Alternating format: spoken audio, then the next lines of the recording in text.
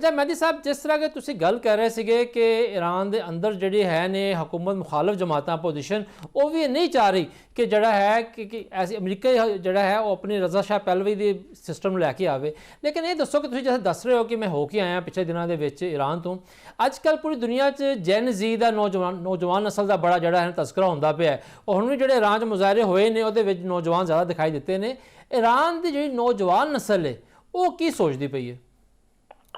देखो जी, ईरान की जी नौजवान नस्ल हैगी ना जी, उन्होंने खुद ते रजा शाह पहलवी का दौर नहीं देखा। वो जबर और जिहड़ा फस्तायत सी उन्होंने नज़र तो नहीं है।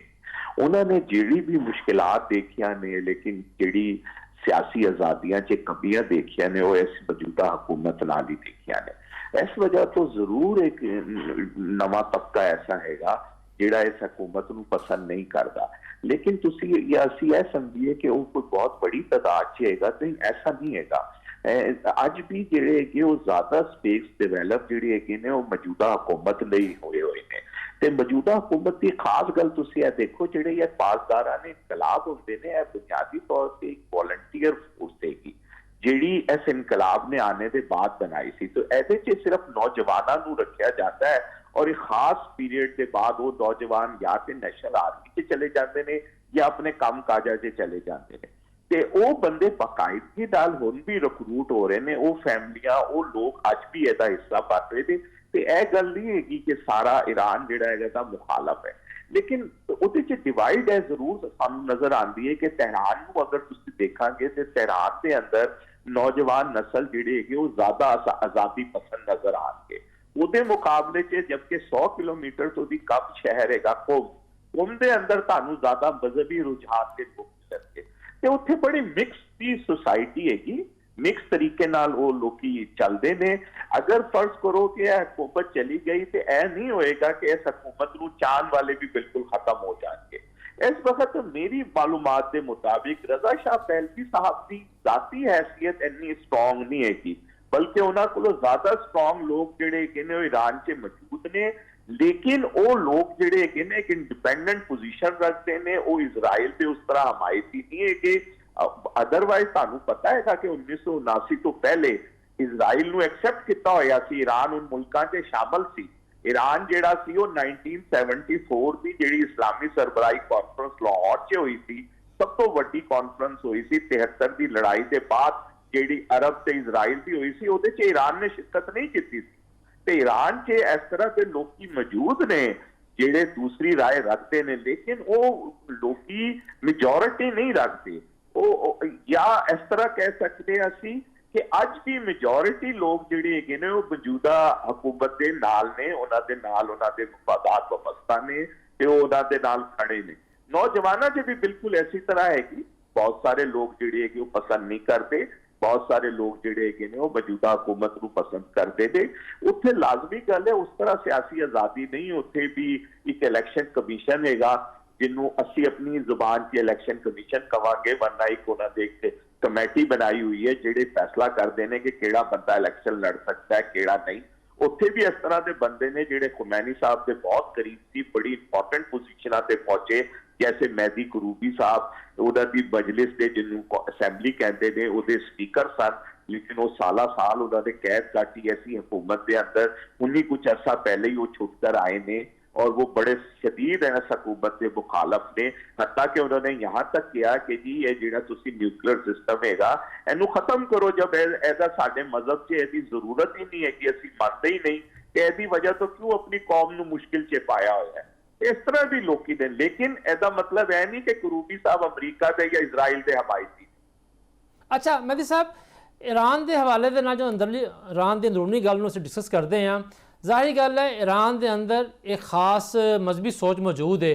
और अमरीका की अज भी अमरीकी जोड़े सफीर ने बाकी लोगों का बयान है कि असी जड़ा है आयतुल्ला खामनाई साहब नूं निशाना बनाना है और वो रजीम चेंज करनी है। पिछली दफ़ा यह भी कहा गया जी खामनाई साहब की जी गिरफ्त है, जी पकड़ है इंतजामिया तो कमज़ोर हो रही है। ईरान के अंदर क्या आयतुल्ला खामनाई साहब और उन्होंने जोड़े हम ख्याल ने ताकतवर लोग ने अज भी उसी तरह मजबूत ने? और दूसरी गल खुदा ना खास्ता जिस तरह के इसराइल और अमरीका धमकियां दे रहे हैं कि ਅਸੀਂ टारगेट करने हैं खामनाई साहब ने, ਇਸ ਤੋਂ ਪਹਿਲੇ ਮਾਜ਼ੀ ਦੇ ਵਿੱਚ ਦੇਖਿਆ ਹੈ ਕਿ इसराइल और अमरीका ने ਜਿਹੜਾ ਹੈ ईरान ਦੀ ਬੜੀ ਕੱਦ-ਦਾਵਰ ਸ਼ਖਸੀਅਤ ਨੂੰ, ਕਾਸਿਮ ਸੁਲੇਮਾਨੀ ਸਾਹਿਬ, ਬਾਕੀ ਲੋਕਾਂ ਨੂੰ, ਐਡਮੀ ਸਾਇੰਸਦਾਨਾਂ ਨੂੰ ਵੀ ਨਿਸ਼ਾਨਾ ਬਣਾਇਆ ਹੈ। ਤੇ ਖੁਦਾ ਨਾ ਖਾਸਤਾ ਅਗਰ ਐਸਾ ਕੋਈ ਵਾਕਿਆ ਹੁੰਦਾ ਹੈ ਤੇ ਮੁਤਬਾਦਲ ਕੀ ਹੈ ਉੱਥੇ ईरान ਦੇ ਵਿੱਚ? देखो जी, असल च ना उत्थे जेड़ा आइन हैगा ना जी, आइन जेड़ा अज नाफिजुल अमल हैगा ओदे च एक विलायत फकी दा लफ्ज हैगा। विलायत फकी दा मतलब हैगा कि डायरेक्टली ते वो हुकूमत नहीं होंदी, लेकिन इनडायरेक्टली तुसी जवाब देगे विलायत फकी। विलायत फकी दे आगे एक मजलिस खबरकान हैगी जिहड़ी उसनू कंट्रोल करदी 8 बंदियां दी, और ओदा दा जेड़ा सुप्रीम लीडर होंदा है वो खामनाई साहब।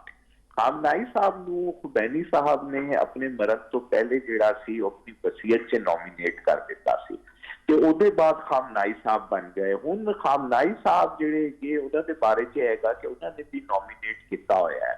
ਇਹ ਬੰਦਾ ਤੇ ਬਦਲ ਜਾਏਗਾ, ਲੇਕਿਨ ਗੱਲ ਬੰਦੇ ਬਦਲਣ ਦੀ ਨਹੀਂ ਹੈਗੀ। क्या ग्राउंड के हालात इस काबल होंगे कि उस बंदे नूं एक्सेप्ट कर लेंगे? लीडरशिप का भुगतान की गल नहीं हैगी, गल हैगी कि लीडरशिप नूं एक्सेप्ट किया जाएगा। उन्हां दे जिहड़े दूजे बेटे ने वो बड़े पॉपुलर ने ईरान की आवाम के, खास तौर से नौजवानों से। बहुत सारे लोगों का ख्याल है कि खामनाई साहब को रिप्लेस कर सकते हैं, लेकिन पिछले दिनों अमरीका के अखबार न्यूयॉर्क टाइम्स ने जिन बंदियां का नाम लिखिया, 3 बंदियां का, ਉਹਦੇ 'ਚ ਉਹ ਉਹਨਾਂ ਦੇ ਪੁੱਤਰ ਦਾ ਨਾਂ ਸ਼ਾਮਿਲ ਨਹੀਂ ਸੀ। ਤੇ ਗੱਲ ਅਸਲ 'ਚ ਕਰਨ ਵਾਲੀ ਹੈ ਕਿ ਲੀਡਰਸ਼ਿਪ ਦਾ ਮਸਲਾ ਨਹੀਂ ਹੈਗਾ, ਮਸਲਾ ਹੈਗਾ ਕਿ ਉਹਨੂੰ ਐਕਸੈਪਟੈਂਸ ਮਿਲੇਗੀ ਜਾਂ ਨਹੀਂ ਮਿਲੇਗੀ। ਉਸ ਵਕਤ ਜਿਸ ਵਕਤ ਖੁਮੈਨੀ ਸਾਹਿਬ ਦਾ ਇੰਤਕਾਲ ਹੋਇਆ ਸੀ ਉਸ ਵਕਤ ਇੰਨਾ ਵਕਤ ਨਹੀਂ ਗੁਜ਼ਰਿਆ ਸੀ। 79 ਤੋਂ ਲੈ ਕੇ 89 'ਚ ਜਿਹੜਾ ਹੈਗਾ ਉਹ 10 ਸਾਲ ਗੁਜ਼ਰੇ ਸੀ, ਲੇਕਿਨ ਹੁਣ ਜਿਹੜੇ ਹੈਗੇ ਉਹ 40 ਸਾਲ ਤੋਂ ਜ਼ਿਆਦਾ ਗੁਜ਼ਰ ਗਏ ਨੇ। बहुत सारे लोगों के जिहड़े पैदा हुए ने नौजवान ने उन्होंने खुमैनी साहब की स्ट्रगल नूं, खुमैनी साहब नूं नहीं देखा। बहुत सारे लोग वहां की माशी सूरत हाल तो खुश नहीं है।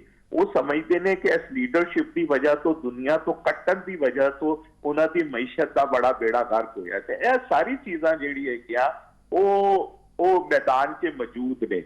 ते अगर इस तरह की कोई अटैम्प्ट होती है कि खामनाई साहब ने, तो असल से ऐसा एक और मसला हो सकता है रिजवान भाई, वो यह हो सकता है कि अगर वो मर जाते हैं तो जेड़े वो लोग ने जिन्होंने शिया हजरात मरजा कहते हैं या जिन्हों की तकलीद करते हैं, अगर उन्होंने तरफों कोई फतवे आते हैं, खास तौर पर इराक के जेड़े वड्डे लोग बैठे थे, आयतुल्ला सिस्तानी या कोई और, हाफिज बशीर, अगर वो कोई इस तरह की गल कहते हैं कि यह जेड़ा वाकया है काबिल कबूल नहीं और तुसी जेड़े है वो हमलावर हो जाओ। जैसे देखा है कि दाइश के मामले से जिस वक्त आयतुल्ला सिस्तानी ने फतवा दिता कि फिर दाइश वास्ते इराक चे और सीरिया चे अपनी प्रेजेंस रखना बड़ा मुश्किल हो, बिल्कुल सही, और एक आम नौजवान भी जेड़ा सी वो सामने खड़ा हो गया और लड़न मरन तैयार हो गया। ਤੇ ਇਹ ਬੜੀ ਖਤਰਨਾਕ ਸਿਚੁਏਸ਼ਨ ਵੀ ਡਿਵੈਲਪ ਹੋ ਸਕਦੀ ਹੈ ਖਾਮਨਾਈ ਸਾਹਿਬ ਦੇ ਕਤਲ ਦੇ ਬਾਅਦ। ਚੀਫ ਆਫ ਆਰਮੀ ਸਟਾਫ ਨੂੰ ਕਤਲ ਕਰਦਾ, ਬਾਕੀ ਲੋਕਾਂ ਨੂੰ ਕਤਲ ਕਰਦਾ ਇੱਕ ਹੋਰ ਗੱਲ ਹੈ, ਲੇਕਿਨ ਇਹ ਗੱਲ ਜਿਹੜੀ ਹੋਏਗੀ ਉਹਦੇ 'ਚ ਅਗਰ ਇਹ ਐਲੀਮੈਂਟ ਸ਼ਾਮਲ ਹੋ ਗਿਆ, ਇਹ ਤੇ ਰੈਡ ਲਾਈਨ ਹੈ ਮਹਿਦੀ ਸਾਹਿਬ, ਇਹ ਤੇ ईरान ਦੀ ਰੈਡ ਲਾਈਨ ਹੈ ਨਾ, ਫਿਰ ਤਾਂ ਰੈਡ ਲਾਈਨ ਕ੍ਰਾਸ ਹੋ ਜਾਏਗੀ। ਫਿਰ ਇਹ ਅਸਲ 'ਚ ਮੈਂ ਹੁਣ ਸਿਰਫ ईरान ਦੀ ਗੱਲ ਨਹੀਂ ਕਰਦਾ ਪਿਆ, ਮੈਂ ਇਹਨੂੰ ਓਵਰਆਲ ਗੱਲ ਕਰਦਾ ਪਿਆ। ਜਿਹੜੇ ਉਹਨਾਂ ਦਾ ਇੱਕ ਸਿਸਟਮ ਹੈਗਾ, ਦੇਖੋ ਉਹਨਾਂ ਦੇ ਸਿਸਟਮ 'ਚ ਜਿਹੜੇ ਮਰਜਾ ਕਾਬਲੇ ਤਕਲੀਦ ਹੁੰਦੇ ਨੇ, ਉਹਨਾਂ ਦੇ ਫਾਲੋਵਰ ਜਿਹੜੇ ਹੁੰਦੇ ਨੇ ਉਹ ਲੱਖਾਂ ਦੀ ਤਾਦਾਦ 'ਚ ਹੁੰਦੇ, ਔਰ ਜ਼ਰੂਰੀ ਨਹੀਂ ਹੁੰਦਾ ਕਿ ਉਹ ਸਿਰਫ ਆਪਣੇ ਹੀ ਮੁਲਕ 'ਚ ਹੋਣ, ਆਪਣੇ ਮੁਲਕਾਂ 'ਚ ਬਾਹਰ ਵੀ ਹੁੰਦੇ।